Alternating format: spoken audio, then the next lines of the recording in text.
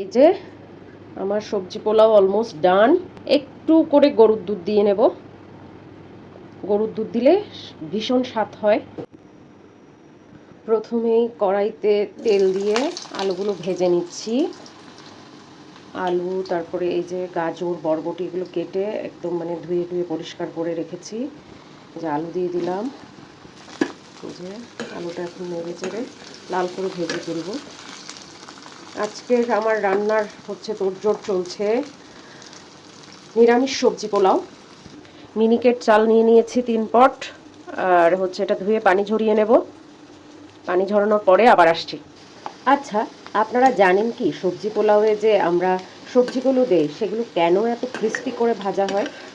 কারণ যখন ভাতে আমরা চালটা যখন ভাজি আর কি, তখন যখন আমরা সবজিটা মেশাই তখন যাতে প্রথমত আস্ত থাকে, আর দ্বিতীয়ত আরেকটা কারণে আমরা এটা দেই, ক্রিস্পি করে ভেজে দেই, যাতে করে ভাতটা নষ্ট না হয়।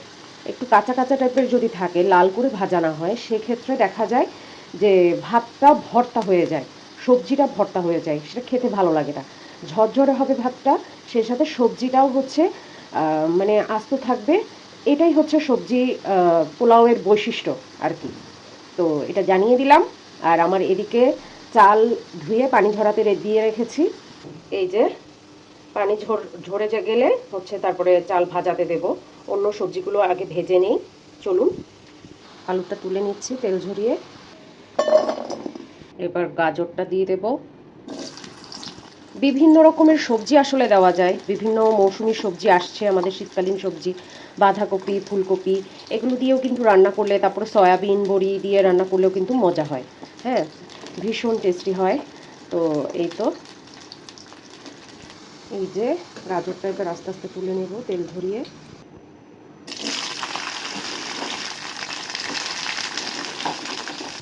এই যে বরবটি ভাজা হয়ে গেল, এবার তেল ঝরিয়ে নিচ্ছি। এখানে তেজপাতা, একটু দারচিনি, লবঙ্গ আর এলাচ দিয়ে নিয়েছি।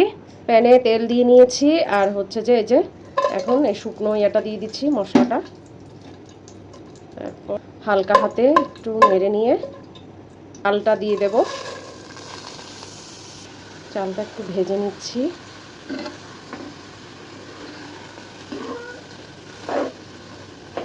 এই বাটাটা আদা, তারপরে কাঁচামরিচ আর বাদাম। আদা, বাদাম আর কাঁচামরিচ যে থেতো করে নিয়েছি, এটা একটু দিয়ে দেব। এবার দিয়ে দেব পরিমাণ মতন লবণ, কারণ আমি সবজিতে কিন্তু কোনো লবণ দেইনি। ভাতের থেকে যে লবণটা সেটাই সবজিতে ঢুকবে। তো আমি এখানে পরিমাণ মতন লবণটা দিয়ে দিচ্ছি। একটু জিরার গুঁড়া দিয়ে দিচ্ছি, বেশি না, সামান্য। আর অল্প পরিমাণ দিয়ে দিচ্ছি গরম মশলার গুঁড়ো। এটা দিলে ফ্লেভারটা একটু ভালো আসে। এবার সবগুলো মিশিয়ে নিয়ে তারপর দেখাচ্ছি। আমি যে কোনো নিরামিষ রান্নায় একটু চিনি দিতে পছন্দ করি। এতে যেমন তরকারি বা যে ভাতটা যেমন গ্লজি হয়, তেমনি স্বাদটাও কিন্তু বাড়ে। এবার দিয়ে দিচ্ছি একটু করে কেওড়া জল। এবার দিয়ে দিচ্ছি ভাজা সবজিগুলো।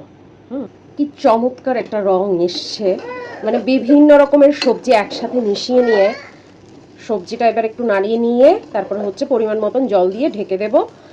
এই তো শর্টকাট আমার সবজি পোলাও, নিরামিষ সবজি পোলাও। ভাজা ভাজা হয়ে এসছে, বেশি তেল দিইনি। আর নামানোর আগে একটু ঘি দেব। আজকে হলুদ একটু বাড়ন, তো তাই হলুদটা দেইনি। সাদাটাও দেখতে কিন্তু সুন্দর হয়, গাজর টাজর থাকে তো, সবুজ কমলা সব মিলিয়ে। আমি সচরাচর চিনি গুঁড়া চাল দিয়েই করি, পোলাওয়ের চাল যেটা বলেন আর কি। এই প্রথমবার মিনিকেট চাল দিয়ে করছি, দেখা যাক কেমন হয় স্বাদটা। কাঁচামরিচ দিয়ে দিলাম। এই যে আমার সবজি পোলাও অলমোস্ট ডান। একটু করে গরুর দুধ দিয়ে নেব। গরুর দুধ দিলে ফুটে যায় আর কি, ফুটেই যাবে, গায়ে গায়ে যে পানিটা আছে ওটাতেই ফুটে যাবে। হ্যাঁ, ভীষণ সুন্দর একটা কালার এসছে। আর চালটাও কিন্তু মনে হচ্ছে ঝরঝরেই হবে, তাই না? এই যে একটু ঘি ছড়িয়ে দিয়ে তারপরে দমে বসিয়ে দেব। বঙ্কুসোনা ঘুমিয়েছিল, হঠাৎ উঠে গেল।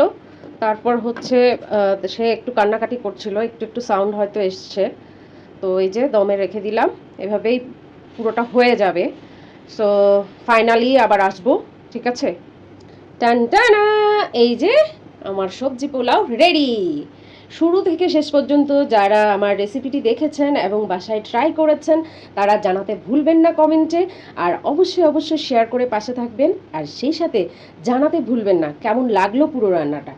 হ্যাঁ, নিত্য নতুন রেসিপি পেতে প্রিয়ার হেসেলের সঙ্গেই